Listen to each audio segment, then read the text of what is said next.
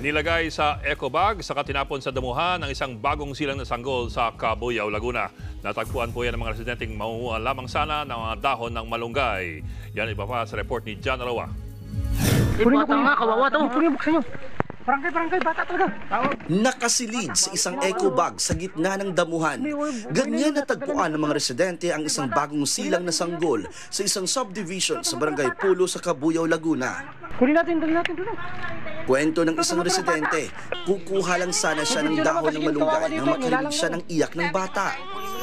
Tapos may nakita sa green, nandun nagmumula yung green na eco bag, doon nagmumula yung iyak ng bata. Kaya dali-dali niya pong tinignan yon. May bata pala sa loob. Maingat namang kinuha ng residente ang sanggol. Loko magulang yun. Ginawa-gawa bago itatapos yung bata. Dinala agad ang sanggol sa ospital para suriin. Sa backtracking ng PNP, walang nahagip sa CCTV ng subdivision ng taong may bitbit ng kaparehong eco bag.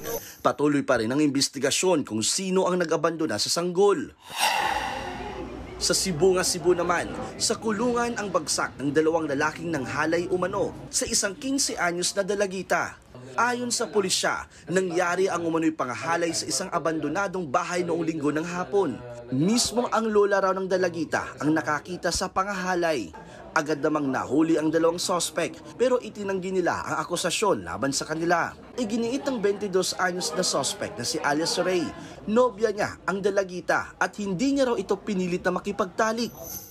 Sinabukan nga raw, sir. Nagkasundo kami niyan, sir. Hindi namin yan ni-rape. Nagkasundo kami. Depensa naman ng isa pang suspect na si Alias Mar. Sinamahan lang daw niya ang kaibigan pero hindi raw niya hinalay ang dalagita. Hindi totoo, sir, na ginalaw ko rin ang babae dahil nahihiya ako sa barkada ko kung gagalawin ko ang babae. Magsyota kasi sila pero nasa labas lang ako habang sila nasa loob. Nagkasundo silang dalawa magtalik sa loob. Nahaharap ang dalawang suspect sa reklamong rape. Sugatan naman ang mag-ina sa Capuucan, Leyte matapos silang saksakin ng sarili nilang padre de pamilya sa loob mismo ng kanilang bahay. Base sa investigasyon, halos isang buwan nang hindi umuwi ang suspect sa kanilang bahay. Nang bigla umano itong umuwi noong linggo, nagkasagutan sila ng kanyang live-in partner. Doon na raw pinagsasaksak ng suspect ang kanyang kinakasama at 25 anyos na anak. Agad namang naisugod sa ospital ang mag-ina at nasa ligtas ng kondisyon, habang ang suspect nakakulong na at nahaharap sa reklamong attempted murder.